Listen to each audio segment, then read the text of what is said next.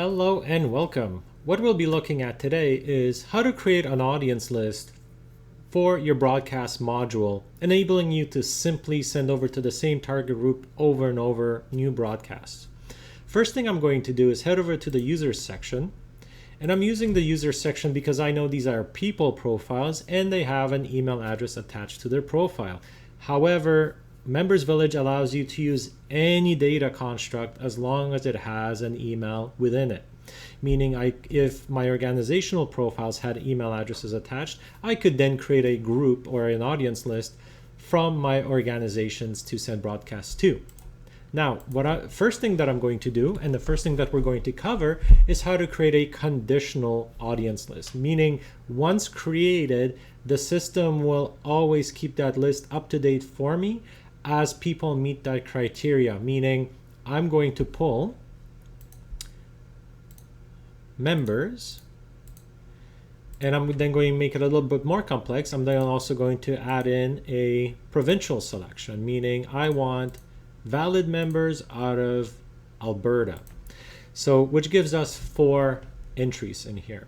So what I'm going to do, once I create this target or audience list from this criteria, anytime somebody becomes a valid member within Alberta, they will be automatically added to that target list. And as soon as somebody leaves Alberta or is no longer a valid member, they will be dropped from that list. So there's no effort on my part to keep that list up to date. So what I simply do now that I've set up my criteria, is I go to Action and I select New Audience List.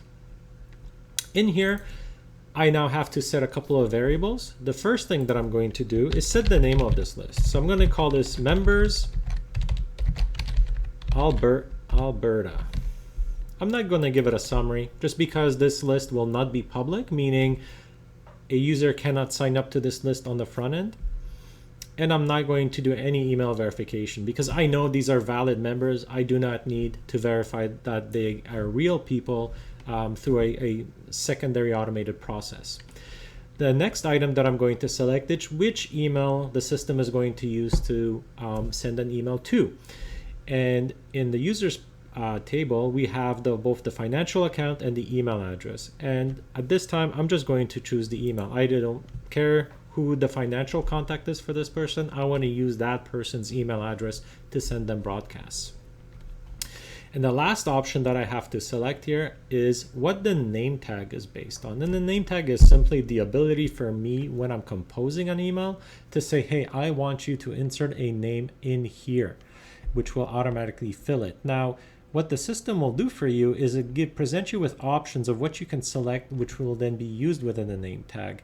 I could select it just to be their first name, or I could select it to be their first name and their last name, or I could also select it to be their first name, last name, and email address. It is completely up to you what you throw into that name tag fill, but I'm just going to go ahead and use the first name only, just because I want it to be a little bit personal.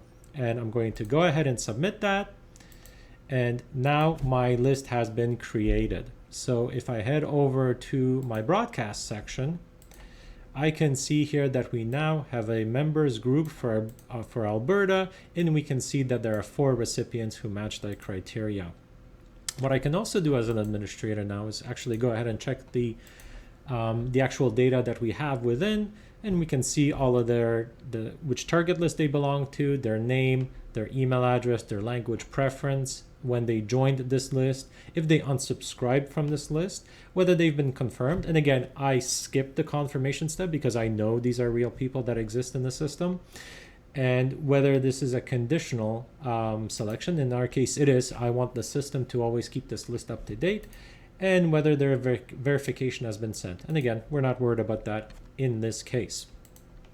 What I can also do as an administrator at this point is add a new subscriber, which would allow me to overwrite anyone. So what I could do in here is come in here, say Remy, make it my own email address, give myself an English preference. When did I join? Well, I joined today. And I am confirm. However, I am not going to set myself as being conditionally included. So what I am basically saying to the system is that I will be excluded from the automated verification of my conditions because I've added myself to this list manually, meaning, hey, system, skip me. Now, if we come back to the list, what you can also now do with this list is go ahead and send an email. So you'd be able just to click on send broadcast, and we'll cover the creation of a broadcast in another tutorial. Or I would be able to refresh this recipients list if I wanted to.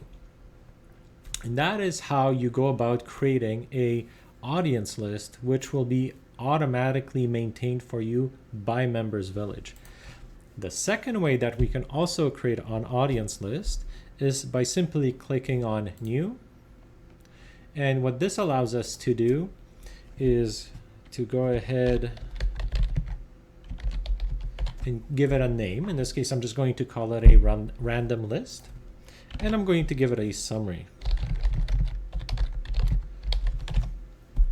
And at this point, this summary will be used on your website whenever people have the option to subscribe or unsubscribe to a list on their own. And the way we enable that is by simply hitting yes to public. And because we are now allowing people to subscribe themselves, I also want to make sure that they're actually a legitimate person, meaning I'm going to force email verification. So not only do they have to say, yes, I'd like to join this group, they have to actually confirm by clicking on a link in an email that they get from Members Village. And I'm actually done at this point. There's no subscribers. There's no data that I have that I want to import right now. So I'm just going to go ahead and submit it. And there's my new random list. And those are your two different methods of creating audience lists, where one is maintained by the system and one is completely self-managed by the users themselves, where they can come in, they can subscribe, unsubscribe themselves, and there's no real conditions around it. So hopefully you found this tutorial helpful, and we look forward to seeing you on the next one.